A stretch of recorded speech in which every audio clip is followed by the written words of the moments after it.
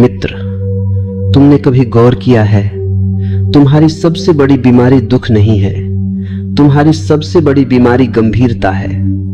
दुख तो कभी कभी आता है और चला जाता है, जैसे बादल आते हैं और बरस कर निकल जाते हैं, लेकिन गंभीरता वह तो मनुष्य ने अपने चेहरे पर स्थायी मेकअप की तरह पोत ली है। तुम हंसते भी हो तो ऐसे जैसे कोई अपराध कर रहे हो, तुम खेलते भी हो तो ऐसे जैसे परीक्षा दे रहे हो, तुम प्रेम भी करते हो तो ऐसे जैसे कोई सौदा कर रहे हो, और फिर तुम कहते हो जीवन ठीक नहीं है। मैं तुमसे कहता हूं जीवन कभी गलत नहीं होता, गलत तो तुम्हारा देखने का ढंग होता है। जीवन तो एक नृत्य। हेलो दोस्तों, क्या हाल चाल है आप सभी लोगों के। उम्मीद करता हूँ आप सब लोग अच्छे होंगे। तो आज हम फिर आ गए एक न्यू वीडियो के साथ। वीडियो अगर अच्छा लगे तो चैनल को सब्सक्राइब कर लेना और वीडियो को लाइक कर लेना और एक प्यारा सा कमेंट जरूर कर देना। है एक संगीत है, तुमने उसे गणित बना दिया है। जीवन तो बहाव है, तुमने उसे नियंत्रण बना दिया है। जीवन तो मस्त है, तुमने उसे मस्तिष्क का बोझ बना दिया है। मस्त रहना सीख लो और देखोगे सब अपने आप ठीक होने लगता है, क्योंकि ठीक होना कोई लक्ष्य नहीं है, ठीक होना तो स्वाभाविक स्थिति है। जब तुमने अपने भीतर की उलझनें, अपने भीतर के झूठे संघर्ष, अपने भीतर की अनावश्यक कड़वाहटें छोड़ दी, तुम जितने तनाव में हो उतने ही गलत हो, और तुम जितने सहज हो उतने ही सत्य के करीब हो। लेकिन तुम सोचोगे मस्त रहना, जब जिंदगी में इतनी परेशानियां हैं। हाँ, वही तो मैं तुमसे कहता हूं, मस्त रहना परेशानियों के न होने की शर्त पर नहीं है। मस्त रहना जीवन के प्रति तुम्हारी दृष्टि है। दुखी आदमी भी नाच सकता है और सुखी आदमी भी रो सकता है। सब कुछ परिस्थितियों का नहीं, सब कुछ चेतना का है। एक जैन गुरु था, उसके आश्रम के बाहर एक युवक रोज आता और रोता। लोग पूछते क्यों रोते हो? वह कहता जीवन व्यर्थ है, कुछ नहीं बचता। एक दिन गुरु ने उसे बुलाया। गुरु ने कहा तू रोज रोता है, आज हंस। युवक ने कहा कैसे हंसू, जीवन में हंसी कहां? गुरु ने कहा अच्छा तो रो भी मत, बस बैठ। युवक बैठ गया। गुरु ने कहा रोने के लिए तुझे कारण चाहिए, हंसने के लिए भी कारण चाहिए, लेकिन बैठने के लिए कोई कारण नहीं चाहिए। युवक पहली बार चुप बैठा। कुछ क्षण बाद उसकी आंखों में आंसू भी रुक गए। फिर अचानक बिना कारण वह मुस्कुरा दिया। गुरु ने कहा देखा, कारण तो मन का खेल है, मस्तिष्क कारणों पर चलता है, मस्ती बिना कारण होती है। तुमने कभी बच्चों को देखा है? वे क्यों मस्त रहते हैं? उनके पास तो बैंक बैलेंस नहीं, पद नहीं, प्रतिष्ठा नहीं, फिर भी वे ऐसे हंसते हैं जैसे पूरी दुनिया उनकी है। कारण उनके भीतर मैं का भारी पत्थर नहीं होता। अहंकार जितना हल्का उतनी मस्ती, अहंकार जितना भारी उतनी उदासी। तुम दुखी नहीं हो, तुम बस अपने आप को बहुत महत्वपूर्ण समझते हो। तुम्हारा दुख अक्सर यही कहता है मेरे साथ ऐसा क्यों हुआ, और यह प्रश्न ही गलत है। जीवन कोई अदालत नहीं जहां न्याय हो। जीवन तो एक रहस्य है जहां घटनाएं होती हैं। कभी फूल खिलते हैं, कभी पत्ते गिरते हैं। क्या पत्तों को शिकायत है? क्या फूलों को घमंड है? दोनों सहज हैं। तुम ही अकेले प्राणी हो जिसने सहजता खो दी है। एक सूफी फकीर था, मस्त मलंग। राजा ने उसे बुलाया।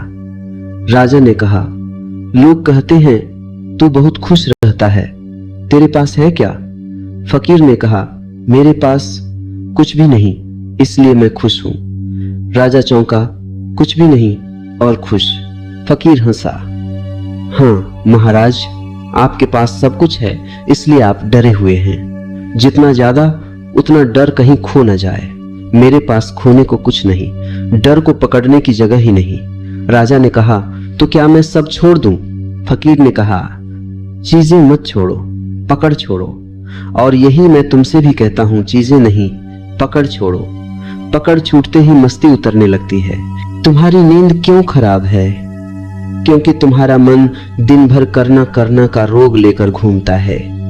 रात को भी वही रोग चलता है। तुम बिस्तर पर हो, शरीर थका है, लेकिन मन अभी भी बाजार में है। मन अभी भी कल में है, कल की मीटिंग, कल की चिंता, कल की जीत, कल की हार। और तुम कहते हो नींद नहीं आती। नींद तो आती है, तुम उसे आने नहीं देते। तुमने भीतर शांति का दरवाजा बंद कर रखा है। एक आदमी मेरे पास आया, उसने कहा मैं बहुत चिंतित हूं। मैंने कहा किस बात की? उसने कहा मृत्यु की। मैंने कहा कब मरोगे? उसने कहा पता नहीं। मैंने कहा तो चिंता किस बात की? वह बोला बस अंदर डर लगता है। मैंने कहा तुमने कभी देखा है, मृत्यु आती है तो वह भविष्य में नहीं आती, वह वर्तमान में आती है।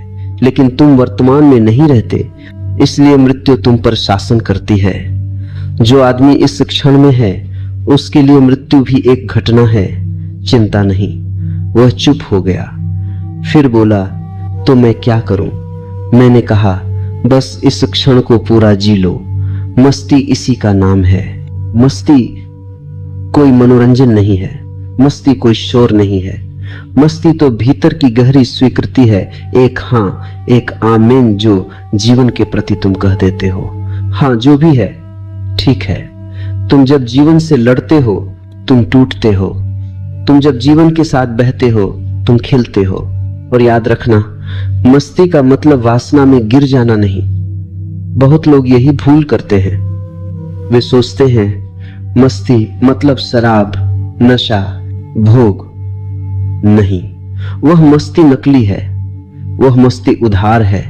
वह मस्ती तुम्हें कुछ देर ऊपर उठाती है और फिर उससे भी गहरे गड्ढे में गिरा देती है। असली मस्ती तो जागरूकता की होती है, होश की। असली मस्ती तो ध्यान की होती है। एक बुद्ध का भिक्षु था। वह गांव में भिक्षा मांगने गया। लोगों ने पूछा तुम्हारे गुरु तो बड़े आनंदित रहते हैं, तुम क्यों नहीं? भिक्षु ने कहा मैं कोशिश करता हूं। लोगों ने कहा आनंद भी कोशिश से मिलता है? भिक्षु ने कहा मेरा मन कहता है कोशिश करो। तभी बुद्ध वहां आ गए। उन्होंने सुना। बुद्ध ने कहा आनंद कोई उपलब्धि नहीं है, वह तुम्हारी प्रकृति है। कोशिश करने वाला मैं ही बाधा है। फिर बुद्ध ने उस भिक्षु से कहा जाकर नदी को देख और पानी से सीख। भिक्षु गया। नदी बह रही थी, चट्टानों के बीच भी, कांटों के बीच भी, शांति से। वह लौटा और बोला। तो दोस्तों कैसी लगी वीडियो अगर अच्छी लगी हो तो चैनल को सब्सक्राइब कर लें ताकि ऐसे ही वीडियो आप सभी लोगों को मिलते रहें। तो मिलते हैं नेक्स्ट वीडियो में।